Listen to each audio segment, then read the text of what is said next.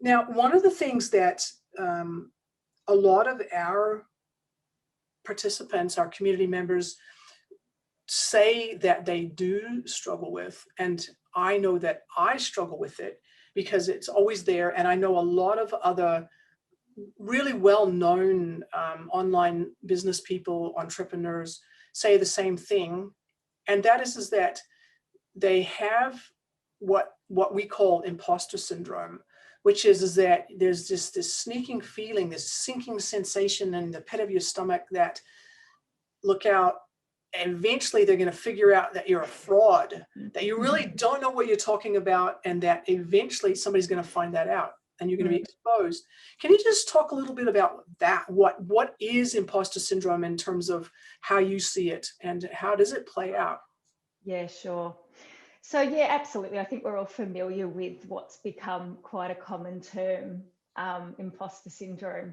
And I guess from a mental health perspective, really, I would see that as anxiety, around our competence, around our capacities, around that kind of secret fear that, perhaps we're not really up to the task that has been bestowed upon us, or perhaps that, we feel we may have come into the opportunities that we have perhaps by luck or good chance, rather than the strengths or the work that we've done.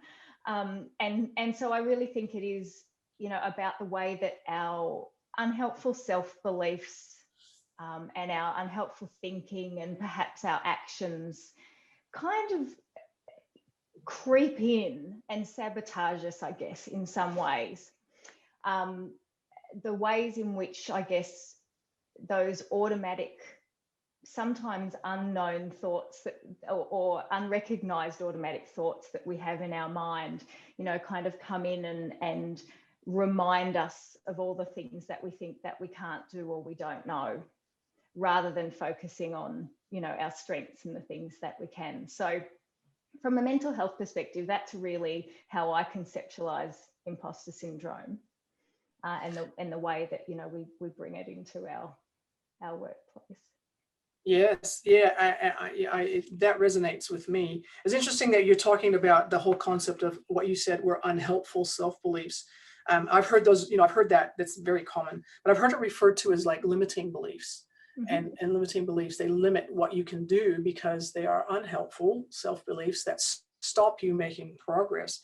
And that's kind of interesting. I'd love to have a conversation with you at another time about that, and how to sort of get over that. Just, being able to move on from that, having limiting self-beliefs. But so basically we've just sort of you've talked a little bit about what imposter syndrome is, and a little bit about the why, but who is it true that everybody has imposter syndrome?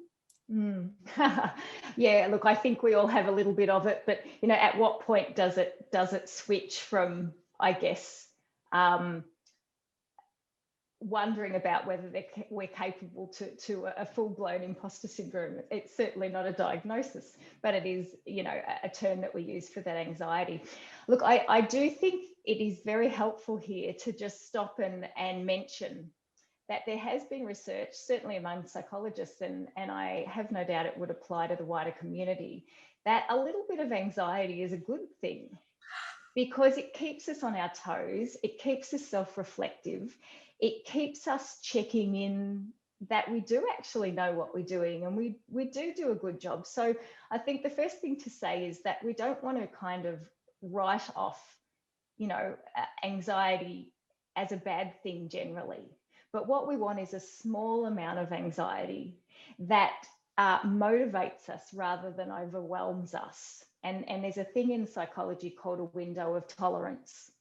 And it's that kind of great emotional space where we are motivated enough by our drives and perhaps a little bit of anxiety to get us to do our best and work our best. But if we have too much of that, then we flip out of our window of tolerance and we become so anxious or worried that we self-sabotage and we become overwhelmed and our performance drops. And so what we're really talking about is finding that sweet performance spot where we have enough anxiety to motivate us, but not so much that we become overwhelmed. And I think imposter syndrome really begins to creep in towards the top of that window of tolerance, and can sometimes then, make us so concerned about whether we're competent that we flip out and become overwhelmed. And sadly, we get the very evidence that we fear then, because we do actually appear a bit incompetent, because we become overwhelmed by adrenaline and our fight and flight system, and then we can't think and function in the way that we best can. So I think it's very important to realize that it's about finding that sweet spot and making sure that we're aware of how and when our imposter syndrome kicks in a useful way, when it's kind of down here really motivating us, driving us to make sure that we do our best and we are qualified, and we do go and get trained properly, and we do check in on ourselves and do our business reviews and get good feedback, all that sort of stuff, but not allow it to go so crazy that, it flips us out of our capacity to think well and perform well.